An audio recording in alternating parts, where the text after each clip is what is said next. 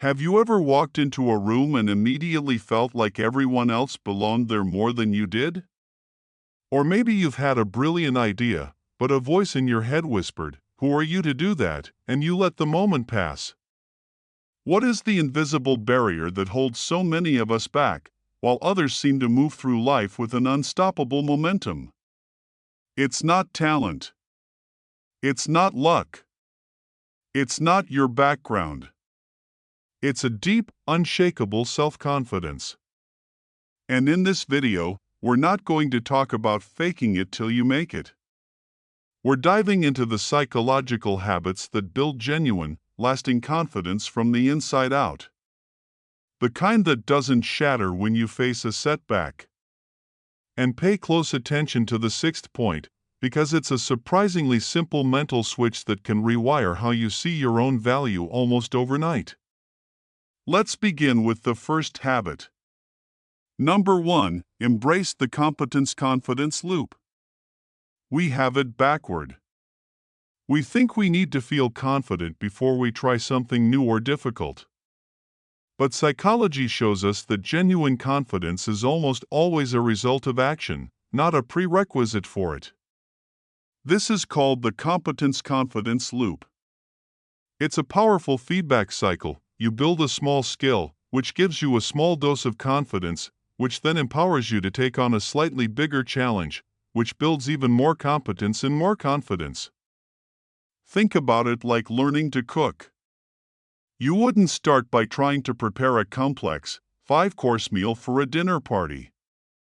You'd feel overwhelmed and would likely fail, crushing any confidence you had. Instead, you start small. You learn how to perfectly scramble an egg. It's a small win, but it's a win nonetheless. Your brain registers it. I can do this. That tiny spark of confidence makes you think, okay, what's next? Maybe I can try making a good omelet. You succeed at that, and the loop strengthens. Soon you're making pasta from scratch, then roasting a chicken. Your confidence didn't magically appear, you built it, one small, concrete success at a time. This applies to everything. Want to be a confident public speaker? Don't try to give a TED Talk tomorrow. Record yourself speaking for 1 minute. Then share it with one trusted friend. The evidence of your competence is the fuel for your confidence. Number 2, practice intentional discomfort. Confident people aren't fearless. They've just made friends with fear. They do this by intentionally stepping outside their comfort zone in small, manageable ways. This isn't about being reckless, it's about being strategic. The psychology here is fascinating. Your brain is wired for survival, and its primary job is to keep you safe in your familiar bubble. Anything outside that bubble is flagged as a potential threat, triggering feelings of anxiety or fear.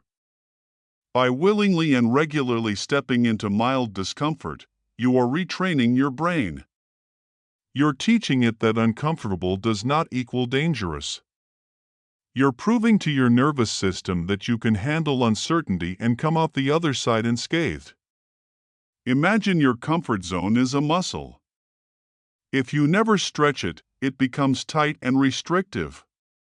Intentional discomfort is like stretching that muscle. If you're shy, make it a goal to give one genuine compliment to a stranger each day. If you're afraid of being wrong, intentionally ask a dumb question in a low-stakes meeting. The point isn't the outcome, it's the act of doing the uncomfortable thing itself.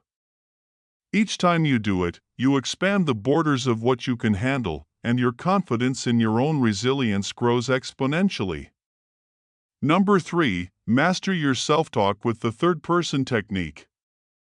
We all have an inner critic.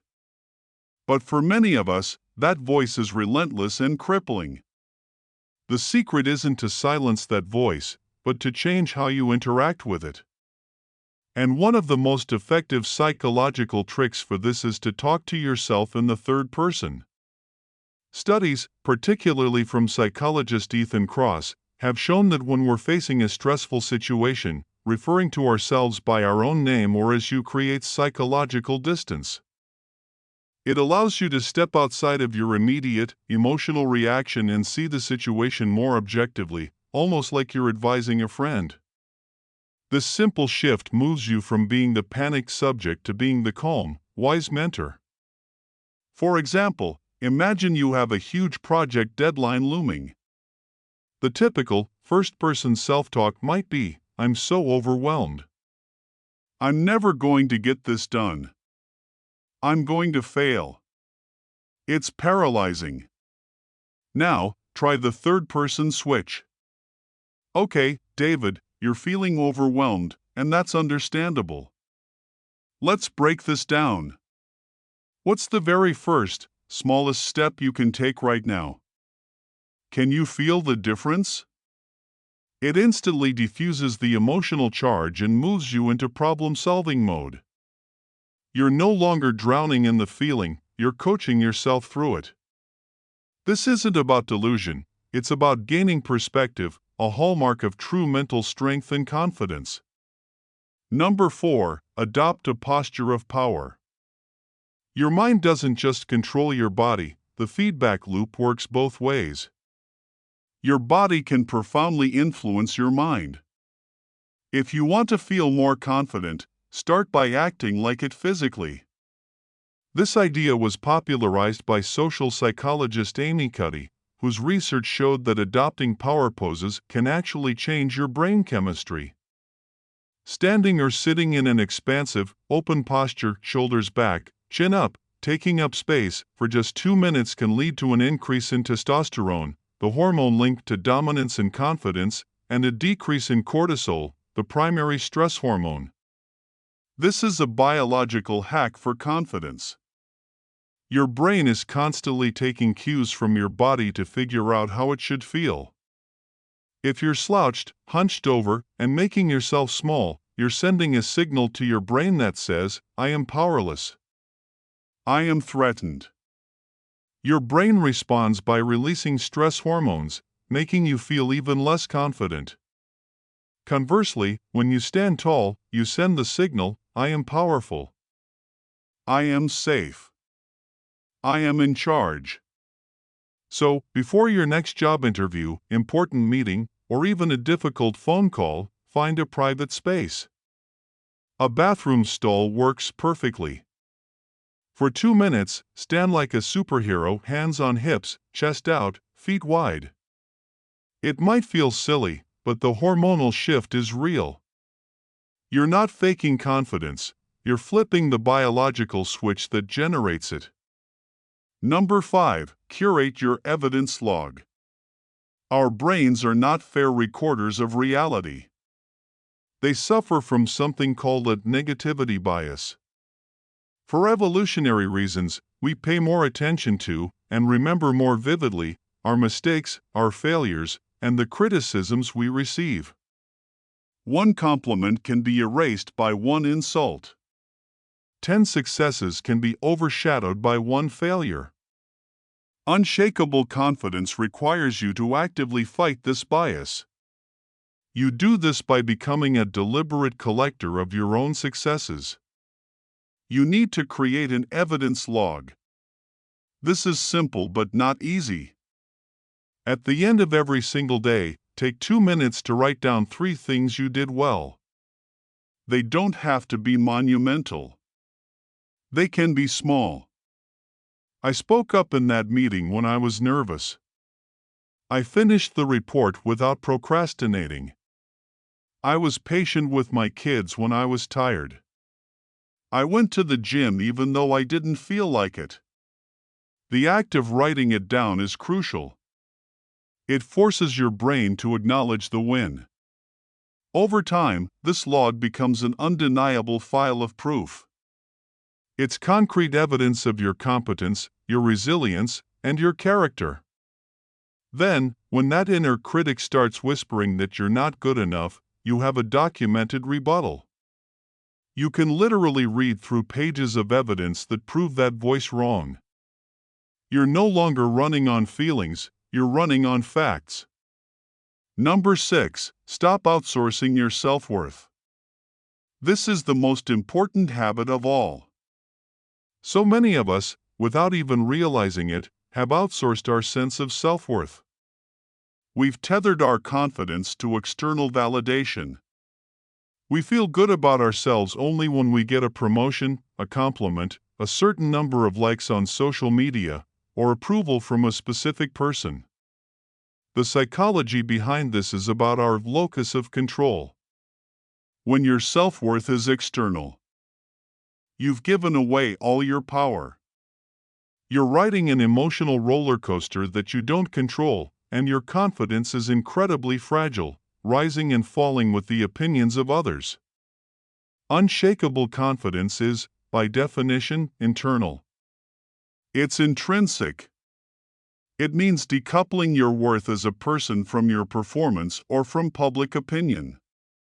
It's the quiet knowledge that your value is non-negotiable, regardless of whether you succeed or fail on any given day.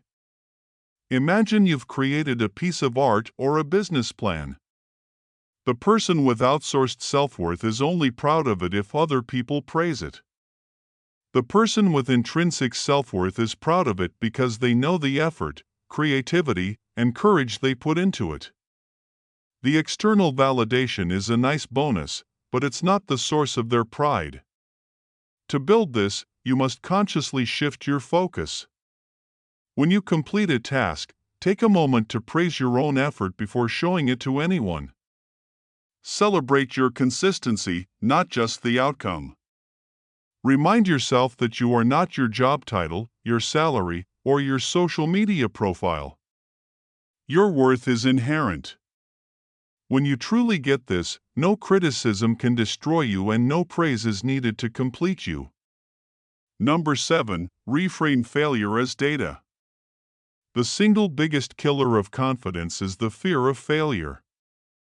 We see failure as a final judgment, a verdict on our abilities and our worth. Confident people have a radically different perspective. They don't see failure, they see data. This concept comes from the work of Stanford psychologist Carol Dweck on growth mindset. A person with a fixed mindset believes their abilities are static. So, when they fail, it's proof that they simply aren't good enough. But a person with a growth mindset believes their abilities can be developed. For them, a failure isn't an indictment, it's simply a piece of information. It's data that tells them, this specific approach didn't work. What can we learn from this? What should we try differently next time? Think of Thomas Edison trying to invent the light bulb. He famously said, "I have not failed. I've just found 10,000 ways that won't work." He wasn't emotionally crushed by each failed experiment because he wasn't treating it as a personal failure. He was a scientist collecting data. You need to become the scientist of your own life. When a project at work doesn't go as planned, don't let your first thought be, "I'm a failure." Make it okay, interesting. What data did I just gather?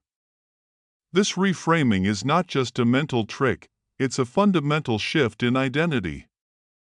It detaches your ego from the outcome, allowing you to persist, learn, and adapt, which are the true engines of long-term success and the bedrock of authentic confidence. So there you have it. Unshakable confidence isn't a personality trait you're born with. It's not about being loud or arrogant. It's a skill built through a quiet, consistent system of habits. It's about building competence, stretching your comfort zone, mastering your self-talk, using your body to influence your mind, logging your evidence, owning your worth, and treating failure as a teacher. It's the deep, internal knowledge that you can handle what life throws at you, not because you're perfect, but because you're a learner, you're resilient, and your worth is never up for debate. Remember, this video is for educational and entertainment purposes only. True personal growth is a journey, and these are just tools to help you along the way. Now, I'm curious to hear from you. Which of these 7 habits resonated with you the most? And what is one small, specific action you can take this week to start building your own unshakable confidence? Share your thoughts in the comments below. Reading your journeys and ideas is always a highlight.